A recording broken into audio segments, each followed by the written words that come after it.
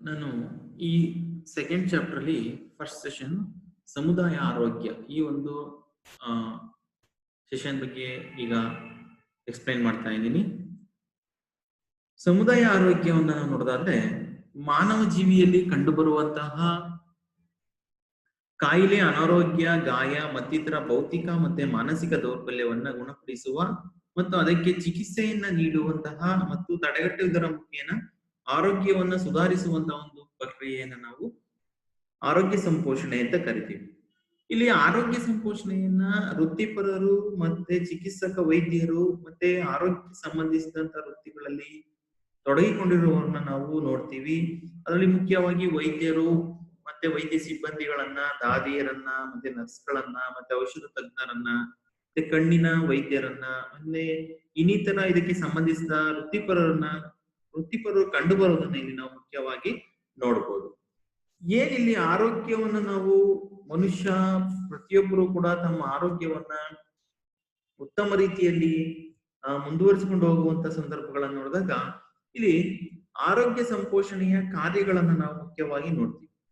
ಆರೋಗ್ಯ ಸಂಪೋಷಣೆಯು ಸಮುದಾಯದ ಜೀವನಕ್ಕೆ ದೊಡ್ಡ ಕೊಡುಗೆಯಾಗಿ ನೋಡಿದಾಗ ಅಂದ್ರೆ ಪ್ರತಿಯೊಬ್ಬ ವ್ಯಕ್ತಿಯು ತನ್ನ ಸ್ವಾಮಿ ವಿವೇಕಾನಂದರು ಹೇಳಿದಾಗೆ ಸದೃಢವಾದಂತಹ ದೇಹದಲ್ಲಿ ಸದೃಢವಾದಂತಹ ಒಂದು ವಿಚಾರಗಳು ಹೊರಬರೋದಕ್ಕೆ ಸಾಧ್ಯ ಅಂದಾಗ ಇಲ್ಲಿ ನಮ್ಮ ದೇಹ ಸದೃಢವಾಗಿದ್ದಾಗ ನಾವು ನಮ್ಮ ದೇಹದಿಂದ ಒಳ್ಳೊಳ್ಳೆಯ ಒಂದು ಭಾವನೆಗಳನ್ನ, ಅಭಿಪ್ರಾಯಗಳನ್ನ ಮತ್ತೆ ವಿಚಾರಗಳನ್ನ ಇಲ್ಲಿ ಹೊರಬರೋದಕ್ಕೆ ಸಾಧ್ಯ ಆಗುತ್ತೆ. ಅಂತ ಸಂದರ್ಭಗಳಲ್ಲಿ ಆರೋಗ್ಯ ಸಂಪೋಷಣೆಯು ಜನರ ಆರೋಗ್ಯವನ್ನ ಸುಧಾರಿಸುವಂತಹ ಮತ್ತು ಜನರಿಗೆ ಚಿಕಿತ್ಸಾಲಯದಲ್ಲಿ ಉದ್ಯೋಗವನ್ನ ನೀಡುತ್ತೆ. ಈ ವೈದ್ಯರು, ನರ್ಸ್ಗಳು, ದಾದಿಯರಿಗೆ, ಸಿಬ್ಬಂದಿಗೆ ಉದ್ಯೋಗಾವಕಾಶಗಳನ್ನ ಕಲ್ಪಿಸುವಂತಹ ಒಂದು ಕೆಲಸವನ್ನ ಮಾಡುತ್ತೆ ಅಂತ ಹೇಳ್ಬೋದು. ಸಾರ್ವಜನಿಕ ಕಲ್ಯಾಣಕ್ಕೆ ಕೊಡುಗೆಯಾಗಿ ಅಂದ್ರೆ ಚಿಕಿತ್ಸಾಲಯವು ಮಾನವನ ಪ್ರಯೋಗಾಲಯ ಅಂತಾನೆ ನಾವು ಕರಿತೀವಿ. ಅದರಲ್ಲಿ ಮುಖ್ಯವಾಗಿ ಇಲ್ಲಿ ಸಿಗುವಂತ ಆರೋಗ್ಯ ಸಂಪೋಷಣೆ ಸಾರ್ವಜನಿಕ ಕಲ್ಯಾಣ ಅಂದ್ರೆ ಈಗ ನಾವು ಸಾಂಕ್ರಾಮಿಕ ರೋಗಗಳು ಏನಿವತ್ತು ಹೆಚ್ಚು ಬಳಕೆಯಲ್ಲಿದೆ, ಆ ಸಾಂಕ್ರಾಮಿಕ ರೋಗಗಳನ್ನ ತಡೆಗಟ್ಟಿ ಸಾರ್ವಜನಿಕ ಅಂದ್ರೆ ಒಂದು ಸಾಂಕ್ರಾಮಿಕ ರೋಗ ಬಂದಾಗ ಇಡೀ ಊರೇ ಅಥವಾ ಇಡೀ ಒಂದು ಸಮುದಾಯನೇ ಇಲ್ಲಿ ಸಮಸ್ಯೆಗೆ ಸಿಲುಕುವಂತ ಸಂದರ್ಭಗಳನ್ನ ನೋಡಿದಾಗ ಸಾರ್ವಜನಿಕ ಕಲ್ಯಾಣಕ್ಕೆ ಕೊಡುಗೆಯಾಗಿ ಇಲ್ಲಿ ನಾವು ಇಲ್ಲಿ ವೈದ್ಯರು ತಮ್ಮ ಪಾತ್ರವನ್ನು ನಿರ್ವಹಿಸೋದು ನೋಡ್ಬೋದು. ಮತ್ತೆ ನಾಗರಿಕತೆಗೆ ಕೊಡುಗೆಯನ್ನಾಗಿ ಅಂದ್ರೆ ಸಮಾಜಶಾಸ್ತ್ರೀಯವಾಗಿ ಆರೋಗ್ಯ ಸಂಪೋಷಣೆ ನಾಗರಿಕತೆಯ ಬೆಳವಣಿಗೆಗೆ ದೊಡ್ಡ ಕೊಡುಗೆಯನ್ನ ನೀಡುತ್ತೆ. ವೈಜ್ಞಾನಿಕ ಔಷಧಿಯಲ್ಲಿ ಸಂಶೋಧನೆಯಾಗಿ ಶಸ್ತ್ರಕ್ರಿಯೆ ಉಪಕರಣಗಳು, ವಸ್ತುಗಳನ್ನ ಹೊರಬಂದಿರೋದನ್ನ ನೋಡಿದಾಗ ಈ ಚಿಕಿತ್ಸೆ ಮಾಡೋದಕ್ಕೆ ಹೊಸ ಹೊಸ ಔಷಧಿಗಳನ್ನ ಕಂಡುಹಿಡಿತಾ ಇದೆ. ಇದರಿಂದ ಸಾಂಪ್ರದಾಯಿಕ ಔಷಧಿ ಪದ್ಧತಿಯಲ್ಲಿ ಬಹಳಷ್ಟು ಬದಲಾವಣೆಯನ್ನು ನಾವು ಕಾಣ್ತೀವಿ. ಯಾಕೆಂದ್ರೆ ಮೊದಲೇ ನಾವು ಏನೇ ರೋಗಗಳು ಬಂದಾಗ ಒಂದು ಸಾಂಪ್ರದಾಯಿಕ ಔಷಧಿಗಳನ್ನ ಬಳಸುವಂತ ಒಂದು ಪ್ರಕ್ರಿಯೆಯಲ್ಲಿ ತೊಡಗಿದ್ದು, ಆದ್ರೆ ಇವತ್ತು ಏನಾಗಿದೆ, ಆಧುನಿಕವಾದಂತ ಒಂದು ವೈದ್ಯಕೀಯ ಸಲಕರಣೆಗಳು ಬಂದಿರೋದ್ರಿಂದ ಇಲ್ಲಿ ನಮ್ಗೆ ಹೆಚ್ಚಿನ ವೈದ್ಯಕೀಯ ಚಿಕಿತ್ಸೆಯನ್ನು ಪಡ್ಕೊಳ್ಳೋದಕ್ಕೆ ಸಾಧ್ಯ ಆಗಿದೆ. ಮತ್ತೆ ಆರೋಗ್ಯ ಸ್ಥಿತಿಯನ್ನ ಗುರುತಿಸುವಿಕೆ ಅಂದ್ರೆ ವ್ಯಕ್ತಿಯ ಅನಾರೋಗ್ಯಕ್ಕೆ ಚಿಕಿತ್ಸೆ ನೀಡುವಿಕೆ ಮತ್ತೆ ಆತನ ಆರೋಗ್ಯವನ್ನ ನಿರ್ಧರಿಸುವಂತ ಸಂದರ್ಭಗಳನ್ನ ನಾವು ಇಲ್ಲಿ ನೋಡ್ಬೋದು. ಮತ್ತೆ ಕಾಯಿಲೆಯಿಂದ ವ್ಯಕ್ತಿಯನ್ನ ಮುಕ್ತಗೊಳಿಸೋದು ಮತ್ತೆ ಕಾಯಿಲೆಯನ್ನ ಗುಣಪಡಿಸುವಂತ ಒಂದು ಸಂದರ್ಭಗಳನ್ನ ನೋಡ್ತೀವಿ. ಹಾಗೇನೆ ರೋಗವನ್ನ ತಡೆಗಟ್ಟುವಂತ ಒಂದು ಸಂದರ್ಭಗಳನ್ನು ಕೂಡ ನಾವಿಲ್ಲಿ ನೋಡ್ಬೋದು. ಏನಿಲ್ಲಿ ಸಮುದಾಯ ಆರೋಗ್ಯ ಅಂದ್ರೆ ಮುಖ್ಯವಾಗಿ ನಾವು ನೋಡಿದಾಗ ಇಲ್ಲಿ ಸಮುದಾಯ ಆರೋಗ್ಯವನ್ನು ನಾವು ಸಾರ್ವಜನಿಕ ಆರೋಗ್ಯ ಅಂತ ಕೂಡ ಕರಿತೀವಿ. ಯಾಕೆಂದ್ರೆ ಸಾರ್ವಜನಿಕ ಆರೋಗ್ಯವನ್ನೇ ನಾವು ಅಂದ್ರೆ ಸಮುದಾಯದಲ್ಲಿ ನಾವು ಒಂದು ನಿರ್ದಿಷ್ಟ ಭೂಪ್ರದೇಶದಲ್ಲಿ ವಾಸಿಸುವಂತ ಒಂದೇ ಬಗೆಯ ಆಸಕ್ತಿಗಳನ್ನು ಹೊಂದಿರುವಂತ ಒಂದು ಜನಸಮೂಹವನ್ನು ನಾವು ಸಮುದಾಯ ಅಂತ ಕರಿತೀವಿ. ಸೊ ಆ ಸಮುದಾಯದಲ್ಲಿ ಮುಖ್ಯವಾಗಿ ಬೇರೆ ಬೇರೆ ಸಮುದಾಯಗಳನ್ನು ನೋಡಿದಾಗ ಈ ಸಮುದಾಯ ಆರೋಗ್ಯವನ್ನು ನಾವು ಕಾಪಾಡಬೇಕು. ಅಂದ್ರೆ ಸಮುದಾಯ ಆರೋಗ್ಯ ಅಂದ್ರೆ ಏನು ಅಂದ್ರೆ ಸಮುದಾಯ ಆರೋಗ್ಯವು ಸಾರ್ವಜನಿಕ ಆರೋಗ್ಯದ ಒಂದು ಶಿಸ್ತಾಗಿದ್ದು ಜೈವಿಕ ಸಮುದಾಯದ ಮೇಲೆ ಒತ್ತು ನೀಡುವುದಾಗಿದೆ. ಆ ಸಮುದಾಯವು ಒಂದೇ ಬಗೆಯ ಆಸಕ್ತಿಗಳನ್ನು ಹೊಂದಿರುವ ಜನರ ಒಂದು ನಿರ್ದಿಷ್ಟ ಭೌಗೋಳಿಕ ಕ್ಷೇತ್ರವಾಗಿದೆ ಅಂತ ನಾವು ಹೇಳ್ತೀವಿ.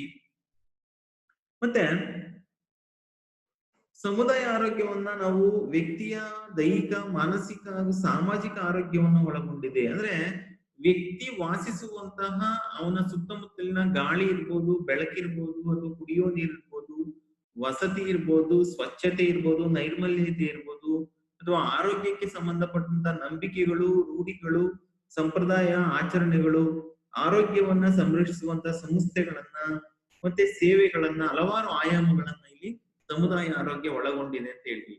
ಮತ್ತೊಂದು ವ್ಯಾಖ್ಯೆಯನ್ನು ನೋಡೋದಂದ್ರೆ ಸಮುದಾಯ ಆರೋಗ್ಯ ಎಂದರೆ ಸಮುದಾಯದ ಸದಸ್ಯರುಗಳಿಗೆ ಮತ್ತು ಸಮುದಾಯದ ಸೇವೆಯನ್ನು ಬಯಸುವಂತಹ ಜನರಿಗೆ ಭೌತಿಕ ಬೌದ್ಧಿಕ ಭಾವನಾತ್ಮಕ ಮತ್ತು ಆಧ್ಯಾತ್ಮಿಕ ಔದ್ಯೋಗಿಕ ಅವಶ್ಯಕತೆಗಳನ್ನ ಈಡೇರಿಸಲು ಆರೋಗ್ಯ ಸಂಪೋಷಣೆ ನೀಡುವಂತಹ ಒಂದು ಸಂಪನ್ಮೂಲವಾಗಿದೆ.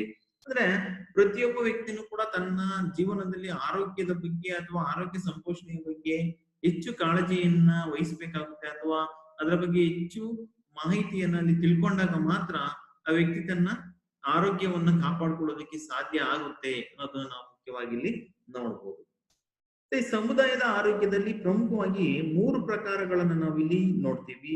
ಒಂದು ಪ್ರಾಥಮಿಕ ಆರೋಗ್ಯ ಸಂಪೋಷಣೆ, ಮತ್ತೊಂದು ಮಾಧ್ಯಮಿಕ ಆರೋಗ್ಯ ಸಂಪೋಷಣೆ, ಮೂರನೇದು ತೃತೀಯ ಆರೋಗ್ಯ ಸಂಪೋಷಣೆ.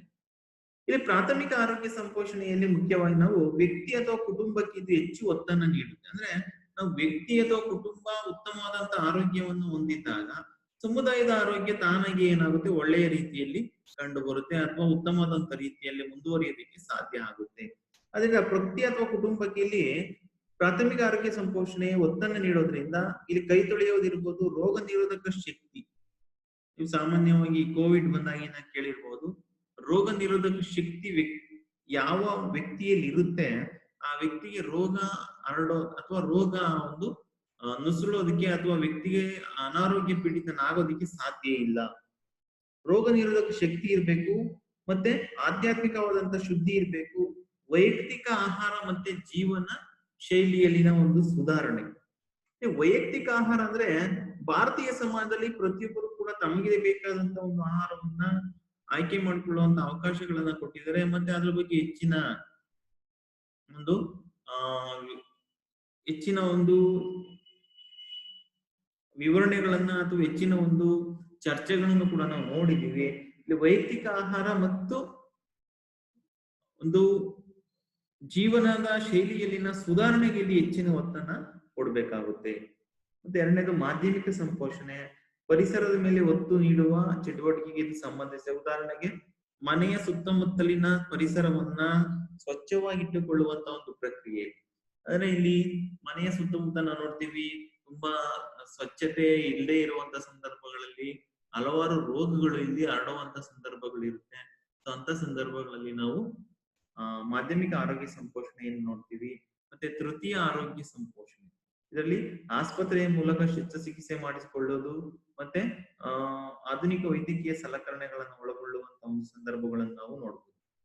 ಮತ್ತೆ ಸಮುದಾಯದ ಆರೋಗ್ಯದಲ್ಲಿ ಮುಖ್ಯವಾಗಿ ನಾವು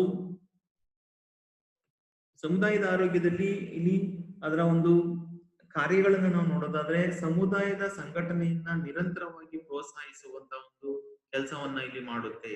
ಯಾಕೆಂದ್ರೆ ಈ ಸಮುದಾಯದಲ್ಲಿ ಮುಖ್ಯವಾಗಿ ನಾವು ಆ ಸಂಘಟನೆಯನ್ನ ಒಳಗೊಂಡಾಗ ಆ ಸಮುದಾಯವನ್ನು ನಾವು ನಿರಂತರವಾಗಿ ಪ್ರೋತ್ಸಾಹಿಸೋದಕ್ಕೆ ಸಾಧ್ಯ ಆಗುತ್ತೆ ಅನ್ನೋದನ್ನ ಮುಖ್ಯವಾಗಿ ಇಲ್ಲಿ ನೋಡ್ಬೋದು. ಇದರಿಂದ ಸಮುದಾಯ ಆರೋಗ್ಯದ ಒಂದು ಜನರ ಒಂದು ಮಾನಸಿಕ ಸ್ಥಿತಿಗತಿಯನ್ನ ನಿರಂತರವಾಗಿ ಮುಂದುವರಿಸೋದಕ್ಕೆ ಸಾಧ್ಯ ಆಗುತ್ತೆ.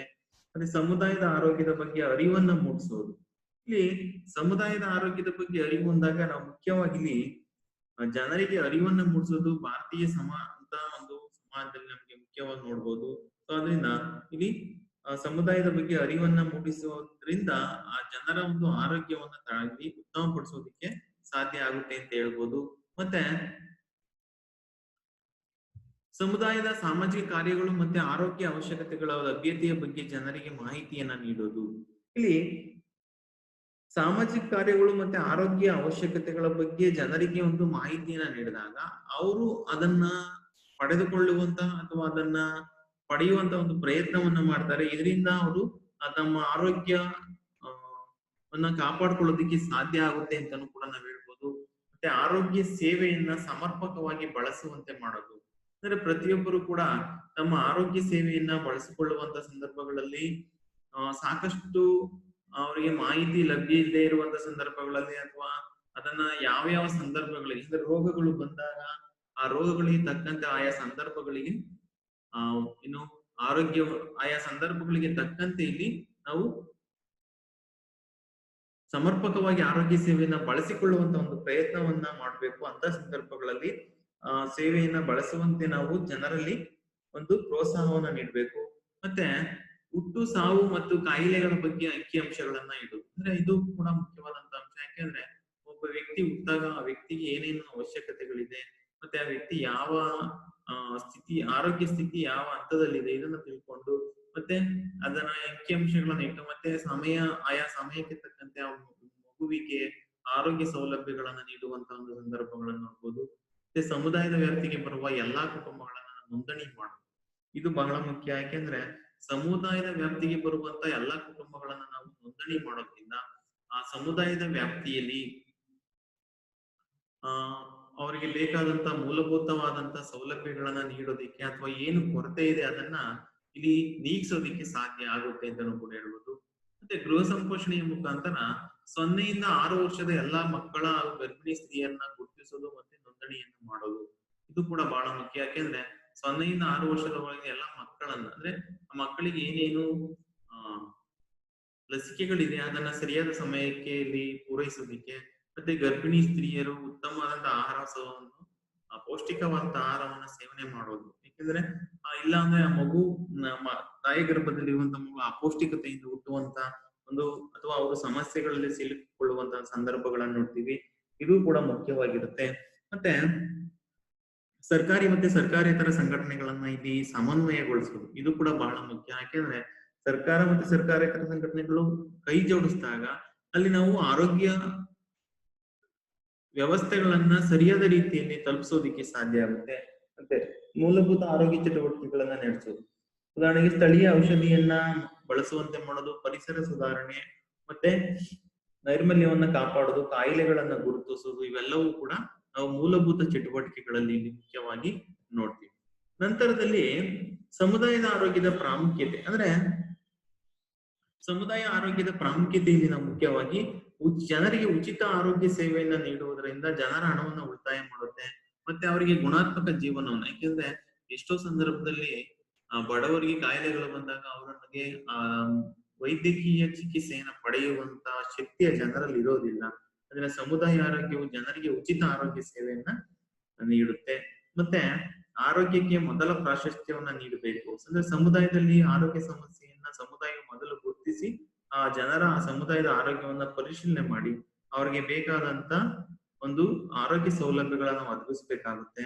ಮತ್ತೆ ಸಾರ್ವಜನಿಕ ನೀತಿ ರೂಪಿಸುವಿಕೆ, ಇಲ್ಲಿ ಸ್ಥಳೀಯ ಮತ್ತೆ ರಾಷ್ಟ್ರೀಯ ಆರೋಗ್ಯ ಒಂದು ಸಮಸ್ಯೆಗೆ ಮೊದಲು ಪ್ರಾಶಸ್ತ್ಯವನ್ನ ನೀಡಬೇಕು. ಮತ್ತೆ ಅವುಗಳ ಪರಿಹಾರಕ್ಕೆ ಸಾರ್ವಜನಿಕ ನೀತಿಯನ್ನ ರೂಪಿಸಿ ಸಮುದಾಯ ಆರೋಗ್ಯದ ಒಂದು ಕಾಪಾಡುವಂತ ಒಂದು ಉದ್ದೇಶವನ್ನು ಒಳಗೊಂಡಿರುತ್ತೆ. ಮತ್ತೆ ಆರೋಗ್ಯ ರಕ್ಷಣೆಯ ಭರವಸೆ, ಈ ಸಮುದಾಯ ಆರೋಗ್ಯದ ಮುಖ್ಯ ಉದ್ದೇಶ ಅಂದ್ರೆ ಜನರಿಗೆ ಆರೋಗ್ಯವನ್ನ ಕಾಪಾಡಿಕೊಳ್ಳುವಂತಹ ಒಂದು ಭರವಸೆಯನ್ನು ಮೂಡಿಸುವಂತಹ ಮತ್ತು ರೋಗ ರುಜಿನಗಳ ವಿರುದ್ಧ ರಕ್ಷಣೆಯ ಸೇವೆಯನ್ನ ನೀಡುವುದಾಗಿದೆ. ಇಲ್ಲಿ ಆರೋಗ್ಯಕರವಾದಂತಹ ಪೌಷ್ಟಿಕ ಆಹಾರ ದೊರೆಯುವಂತೆ ಮಾಡುವುದು, ಕುಡಿಯಲು ಶುದ್ಧವಾದಂತಹ ನೀರನ್ನು ಒದಗಿಸೋದು, ಮರಣ ದರವನ್ನ ಕಡಿಮೆ ಮಾಡೋದು, ಮತ್ತೆ ಮಾದಕ ವಸ್ತುಗಳಿಂದ ಅವರ ಆರೋಗ್ಯಕ್ಕೆ ಅಪಾಯಕಾರಿ ಎಂದು ಜನರಿಗೆ ಅರಿವನ್ನು ಉಂಟು ಮಾಡಬೇಕು. ಮತ್ತೆ ದುಡಿಯುವ ಕಾರ್ಯ ಪರಿಸರ ಸುರಕ್ಷಿತವಾಗಿರುವಂತೆ ಮಾಡೋದು, ಇವೆಲ್ಲವೂ ಕೂಡ ನಾವು ಸಮುದಾಯದ ಆರೋಗ್ಯದಲ್ಲಿ ನೋಡ್ತೀವಿ. ಸೊ ಇದರಿಂದ ಸಮುದಾಯದ ಪರಿಸರ ಆರೋಗ್ಯ, ವರ್ತನ ಆರೋಗ್ಯ, ವೃತ್ತಿಯ ಆರೋಗ್ಯ, ಮತ್ತೆ ಸಾರ್ವಜನಿಕ ಆರೋಗ್ಯ ಇವೆಲ್ಲವೂ ಕೂಡ ಉಪಕ್ಷೇತ್ರಗಳಾಗಿ ಇವೆಲ್ಲವೂ ಕೂಡ ಆರೋಗ್ಯ ಸಂಪೋಷಣೆಯನ್ನ ಇಲ್ಲಿ ತಡೆಗಟ್ಟುವಂತ ನಿಟ್ಟಿನಲ್ಲಿ ಪ್ರಮುಖವಾದಂತಹ ಒಂದು ಪಾತ್ರವನ್ನ ವಹಿಸುತ್ತೆ ಅನ್ನೋದನ್ನ ನಾವಿಲ್ಲಿ ಮುಖ್ಯವಾಗಿ ನೋಡ್ಬೋದು.